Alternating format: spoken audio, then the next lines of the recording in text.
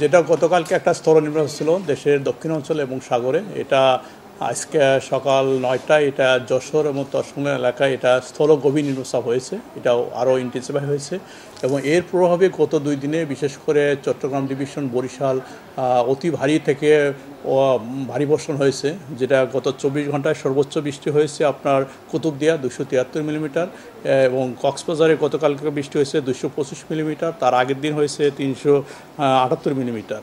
এবং এর প্রভাবে শুধু 24 ঘন্টায় কক্সবাজার এবং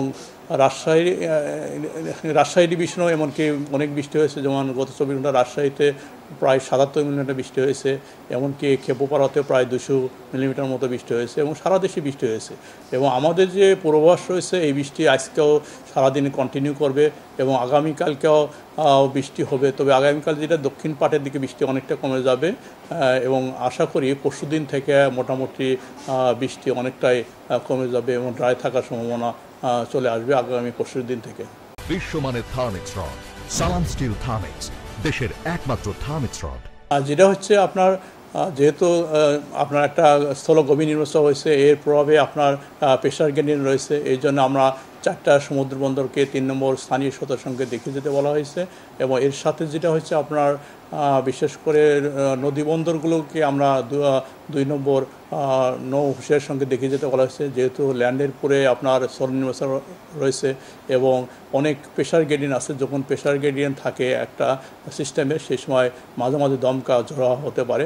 এই জন্য এটা হয়তো আজকে নদী বন্দরকে আমরা বলবো যে 2 নম্বর নৌ হুঁশিয়ার সংকেত মেনে চলার জন্য। এবং এটা হয়তো আগামীকাল যে পরিস্থিতি অনেকটাই উন্নতির দিকে যাবে এবং পরশুদিন যে মোটামুটি নদী এবং সমুদ্রের সংকেত থাকবে না। যেটা হচ্ছে যেহেতু আপনার বিশেষ করে কক্সবাজার এবং খাগড়াছড়ি, রাঙ্গামাটি, চট্টগ্রাম এই থেকে অতি ভারী বর্ষণ হয়েছে। আমরা গত 10 তারিখে আমরা বলেছি যে 11 তারিখের 12 তারিখের পরে যায় ওইসব জায়গাতে অতি ভারী বর্ষণ হবে। আমরা ওই সময় বলেছি এই বৃষ্টির সাথে যেহেতু অতি ভারী বর্ষণ হবে এবং এর জন্য পাহাড় ধসের সম্ভাবনা রয়েছে এবং এটা আগামী আরও 48 ঘন্টা ওইসব জায়গাতে আমরা হেভি রেইনফলের সংকেত জারি করে রেখেছি এবং এর সাথে আমরা ভূমিধসের কথাও আমরা বলে আসছি।